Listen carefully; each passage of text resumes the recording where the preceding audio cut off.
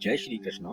भवान भीष्मश्च कर्णश्च कृपश्च समितिञ्जयः अश्वत्थामा विकर्णश्च सौमदत्तिस्तथैव च। श्लोक नंबर 8, गीता प्रथम अध्याय। दुर्योधन अपने गुरुदेव को पांडवों की महारथियों के बारे में बताने के बाद गुरुदेव द्रोणाचार्य को यह बता रहे हैं कि आप भीष्म पितामह और कर्ण कृपाचार्य, युद्ध में सदा विजयी रहने वाले विकर्ण और सोमदत्त का पुत्र भूरिश्रवा सभी समान रूप से हमारी सेना में भी बड़े योद्धा हैं। मतलब वो ये बताना चाह रहे हैं कि आपने तो जो गलती की और जो आपका शिष्य पांडवों की तरफ से लड़ रहा है वो तो ठीक है, लेकिन पितामह मैंने भी बहुत लोग कमाए हैं जो हमारी तरफ से लड़ने वाले हैं और जिनको कभी कोई हरा नहीं पाया है। इस सेना में सदा विजयी रहने वाले आपके समान भीष्म पितामह जिनको कभी कोई हरा नहीं पाया था, कर्ण जैसा मित्र जो सब कुछ जानते हुए भी सिर्फ और सिर्फ दुर्योधन का साथ दे रहा है क्योंकि दुर्योधन ने उसको शूद्र पुत्र होते हुए भी अपना मित्र बनाया।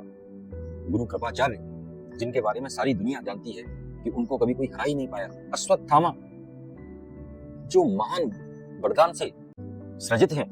विकर्ण और सोमदत्त जैसे महान पराक्रमी योद्धा हैं जो युद्ध में सदा ही विजय रहे हैं। ऐसे ऐसे योद्धा हमारी तरफ भी हैं, तो ऐसी कोई बात नहीं है कि हम कमजोर हैं।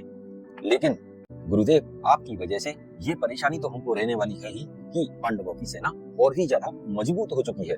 लेकिन यहाँ ध्यान देने योग्य बात यह है कि दुर्योधन ये सब गुरु को भरोसा दिलाने के लिए नहीं बल्कि खुद का डर छुपाने के लिए गिना रहा है।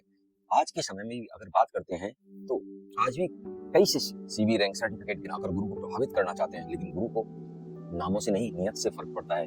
असली गुरु वही होता है जो कहे टीम बड़ी है ठीक है, पर धर्म और सही दिशा किस तरफ है ये देखा क्या।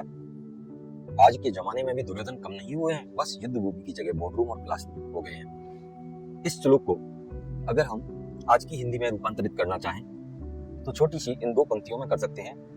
भीष्म कर्ण की बात कर दुर्योधन घबराया, बल दिखाकर गुरु को मन का डर उसने छुपाया।